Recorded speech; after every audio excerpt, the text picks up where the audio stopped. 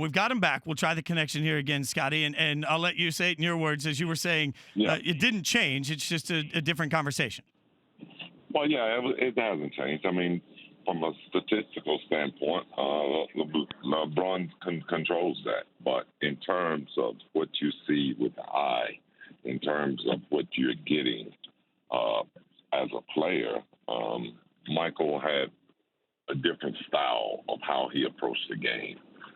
And the way that LeBron plays the game is more of a distributor type. Michael was an assassin. He was a killer. He was a guy that defeated you through his ability to score the basketball.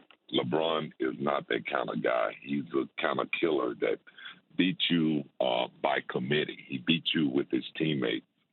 And so that was pretty much what I was saying yesterday, is that those guys, Michael, Kobe, they have more of a clutch gene. I mean, I can even go back to Dwayne Wade, who LeBron played with. I mean, when the game is on the line, those guys are capable of making those big shots, and they've proven it time and time again.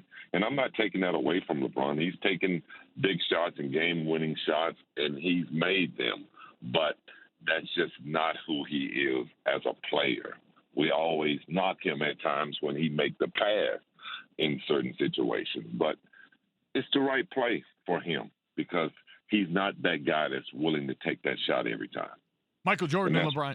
All I was saying. Sorry about that, Scottie. Michael Jordan and LeBron James always in the zone, brought to you by AutoZone. Get in the zone with AutoZone as we talk to Hall of Famer Scottie Pippen on the Shell Pennzoil Performance Line. And I think you're right with that. Two largely different players. And as someone that had to play alongside Michael in that way, I always said it's different seeing up close and personal the effect that kind of player's mentality has on a huddle versus a guy in LeBron James who you might be more apt to get the ball in those situations. What was it like for people that will never be inside a huddle on the sideline with Michael Jordan going into one of those moments? What was it like for the rest of you guys seeing that?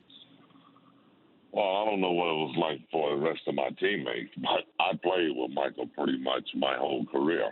And so we had developed this bond together. I mean, we competed against each other each and every day. So I knew any time that, the game was on the line, or not even the game on the line, if we needed a bucket, Michael was my go-to guy. There was no reading around that or going around that in any way, shape, or form. I know what he was capable of because I competed against this guy day in and day out. So there was no doubt in my mind that he was going to take that last shot and that he wanted that last shot. And there was times in games where if I wasn't able to get Michael the ball, I knew what my decision was. Call a timeout, because I knew who I wanted to give the ball to. And if it didn't happen, then I made sure that we did some adjustments to make sure that happened. And those are clutch genes from him, but I learned who my go-to guy was because that's what made us who we were.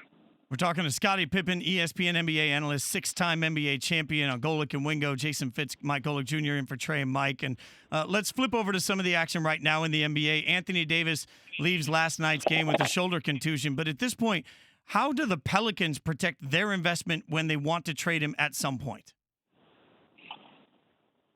Well, I mean, I think at some point they're going to have to make a decision. I don't think Anthony Davis has checked out 100%, but he's definitely starting to show some signs.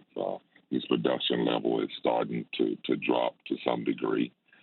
And I think from an organization standpoint, that franchise has to make a decision on whether or not they're going to play him the rest of the season or start to prepare for the summer as to what direction they're going to go in with AD. But obviously he's not a happy camper there.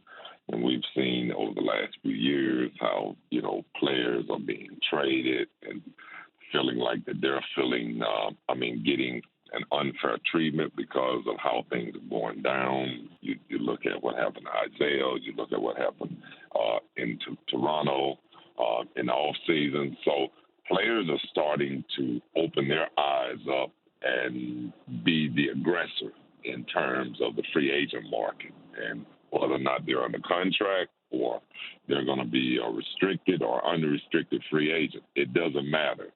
They're now giving their opinion, and we're hearing their voices because I think they're trying to even the playing field with the owners to let them know that we're going to be the aggressor as well as you in terms of trade talks.